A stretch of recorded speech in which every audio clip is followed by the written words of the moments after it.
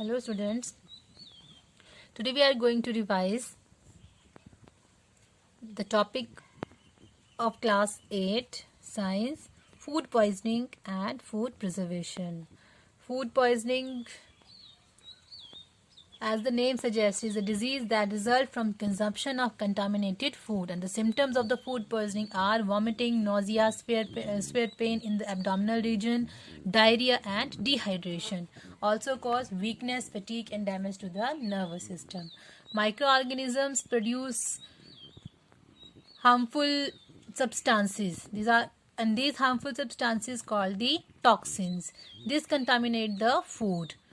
For example, bacteria like Clostridium and Staphylococci, they also cause the food poisoning, and fungus like Aspergillus cause food poisoning. Now, food preservation. Sometimes even stored food may get spoiled due to a variety of reasons, such as improper cooking of food, food not be properly preserved, or change in temperature of refrigerated food due to power fluctuation, etc. Food poisoning could be caused due to the consumption of food spoiled by some microorganism. And microorganisms that grown on our food sometimes produce toxic substances. Toxic substances means harmful chemicals which are harmful for our health. The toxic substances produced by microorganisms make the food poisoning, causing serious illness called food poisoning. It can sometimes even cause death. So, it is very necessary to preserve the food properly. Now, what is food preservation? Food preservation is the process of treating and handling food so as to stop or greatly slow down spoilage, loss of quality, edibility or nutritive value caused or accelerated by microorganism. Preservation usually involves preventing the growth of bacteria, fungi and other microorganisms, as well as retarding the oxidation of fats. The oxidation of fats which cause rancidity. For example, when you open the packet of biscuits or Lays or Kurkure, and after some time you will find out that they have a specific odor and their taste is also not so good. This is because of the fats present in the food items. It combines with the oxygen and makes the food rancid, and this process is called the rancidity. Some preservation method required the food to be sealed after treatment to prevent the recontamination with microbes, and other methods such as drying allow food to be stored without any special containment for long periods. Now we will discuss the different method of food preservation.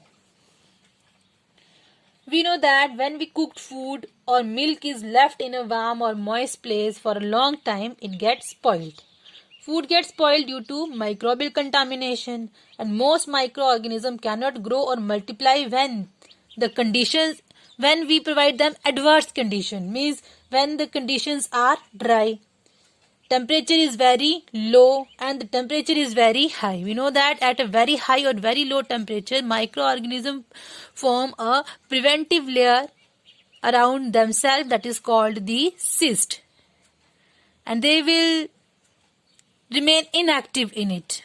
And when the conditions are favorable, then this cyst wall break up and these microorganisms came out and they will become active.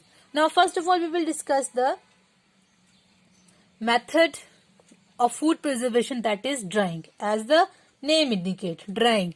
This method reduces waste water content sufficiently. And thereby prevents or delay the bacterial growth, because moisture is necessary for the growth of bacteria. Drying also reduces the weight. For example, you have commonly seen in your houses that your mother or grandmother, when they make a pickle, they cut the vegetables and sun dry them. And you will find out that there is a reduce in weight of the vegetables or fruits. Drying also reduces weights, making food more portable. Some common foodstuffs that are preserved by drying are apples, pears, bananas, mangoes. Generally, dried mango powder, amchur or ampapad, papaya, apricot, and coconut. There is a difference between dry coconut and fresh coconut. Drying is also normal means of preservation for cereals, grains such as wheat, maize, oat, barley, rice, millets, and dry. After harvesting the crops, you have generally seen that the farmers sun dry the grains like wheat, maize, barley. So to prevent the growth of the microorganism and preserve them for a longer period. The another method is preservation using sugar and salt. Sugar reduces the moisture content of the food. Both salt and sugar reduces the water content of the food and thus inhibit the growth of the microorganism and prevent the food items from spoilage. As a result, the food gets preserved. Meat, fish and fish are covered with salt to check bacterial growth. Some pickles are also preserved by the addition of specific quantities of salts. Jams and jellies are usually preserved by addition of sugar. Preservation using acetic acid. Oil or vinegar prevent the growth of food spoiling microorganisms. Acetic acid in the form of vinegar is used in the manufacture of several pickle products. Vinegar, or it is also known as commonly sirka. Vinegar also stops the growth of microorganisms. Citric acid and phosphoric acid are also used in carbonated beverages. Carbonated beverages means Coke, Pepsi, Cola and fruit drinks for both flavoring as well as preservation. Means it also provides the flavor to the drink as well as it also preserves the drink for a longer period of time. Preservation using chemical preservatives. Some chemicals are also added in the food items to preserve them. And these chemicals are called the chemical preservatives. And these are generally sodium benzoate and potassium metabisulfite. Sodium benzoate and potassium metabisulfite are common food preservative. Sodium benzoate is used in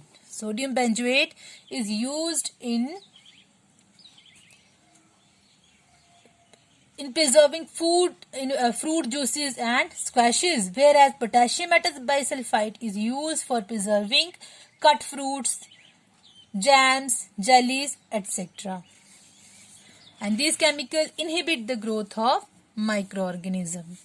Heat and cold treatment. Some food items like milk are usually boiled before their use or storage because boiling kills many microorganisms, and several foodstuffs are also stored in refrigerator. We know that in refrigerator, the low temperature inhibits the growth of microorganisms and keeps the food items like fruits and vegetables fresh for a longer period of time and increase their shelf life. Pasteurization. Pasteurization is a process of preservation of milk.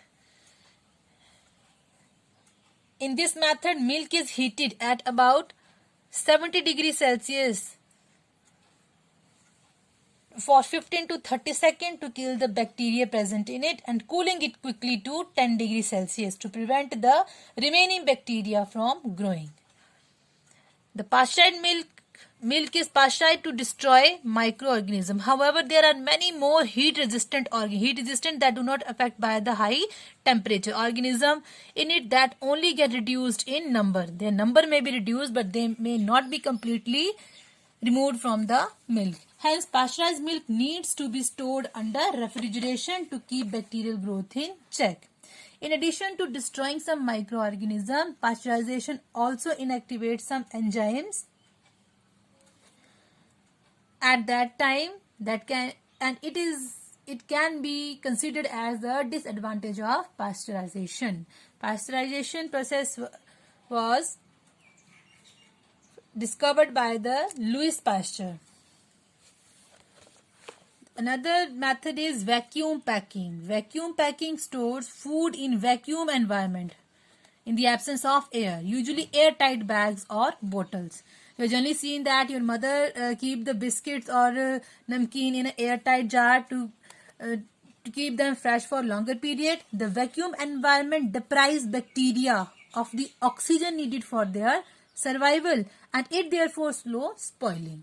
Vacuum packing is also commonly used for storing nuts and helps to reduce their loss of flavor caused by their oxidation. And especially a gas is filled inside the vacuumed packing, that is nitrogen gas. They are flourished in nitrogen gas to prevent the growth of microorganisms and to reduce the loss of flavor, because nitrogen is a very least reactive gas. Another method is canning. It involves cooking food and sealing it in sterile cans or jar, and this is followed by boiling the container to kill or weaken any remaining bacteria. This process is called the sterilization. However, food preserved by canning or bottling at immediate risk of spoilage once the can or bottle has been opened. You have generally seen that in some fruit juices cans or milk bottles, they are written over here consume within 2 days or 3 days, because we have to consume the food items within 2 or 3 days, because it will start spoiling if it is not stored properly. At times the jars or cans or jars get damaged. If they get damaged, they show puffing or enlargement, and this indicates that the food inside the can or jar it now get spoiled. The food in such puffed or enlarged container should never be consumed, because it may cause food poisoning or it may sometimes cause even death. Freezing. As the name indicates, when food are kept at below freezing temperature, most chemical changes takes place at such a reduced rate that only minor changes are noticeable even after long period of storage. However, microorganisms are generally more resistant to cold than heat. Although some are killed by freezing, but most bacterial spores and a large number of organisms survive and get revitalized when the food is thawed. Thawed means when again it get cooked. So we have complete our revision of chapter 2. In our next video, we will discuss the next chapter of FA1, that is force and pressure. So if you have any query, kindly WhatsApp me. Thank you.